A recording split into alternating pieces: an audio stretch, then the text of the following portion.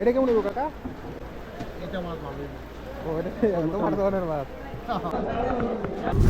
আসসালামু আলাইকুম বন্ধুরা, শুভ সকাল বন্ধুরা। কি অবস্থা, কেমন আছেন? আমি ভালো আছি, আশা করি আপনারাও ভালো আছেন। আজকে আমরা যাচ্ছি নতুন এক গন্তব্যে।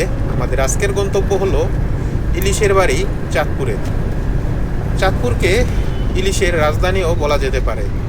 আপনি চাঁদপুরে যেমন রূপালী ইলিশ পাবেন, ঢাকা শহরে বা বাংলাদেশের অন্য কোথাও অন্য কোনো জেলাও এটা পাবেন না বন্ধুরা।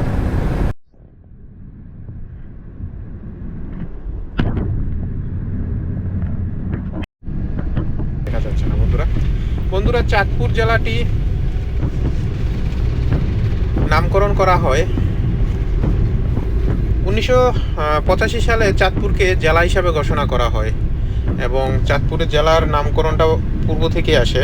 শ্রীকচ্ছ থেকে চাঁদপুর জেলার নামকরণ করা হয়। চাঁদপুর জেলার নামকরণ করার জন্য দুইটি মতবাদ দেখা যায়। একটি হলো চাঁদপুরে বিক্রমপুরের জমিদার চাঁদ রায়ের নাম অনুসারে এর নামকরণ করা হয় এক পক্ষ মনে করে।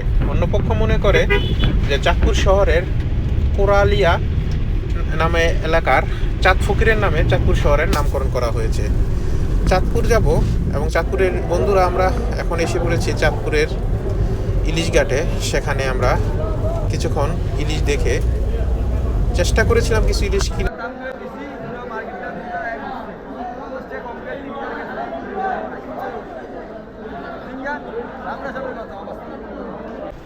এটা কেমন নেবো কাকা? এটা মাছ ভালোই। ও এটা তোমার ধরনের মাছ।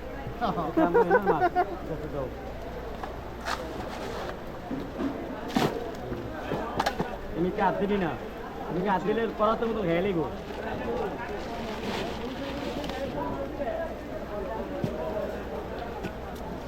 এটি একভাবে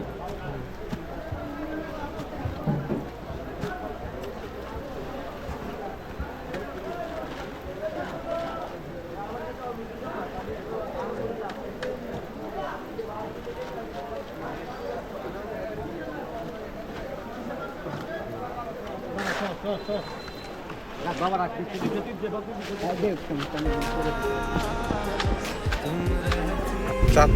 চাঁদপুর শহরটা যেমন ইলিশ মাছের জন্য বিখ্যাত, তেমনি নদীর জন্য বিখ্যাত। চাঁদপুরে তিনটা নদী একসাথে মিলিত হয়েছে, পদ্মা, মেঘনা এবং ডাকাতিয়া।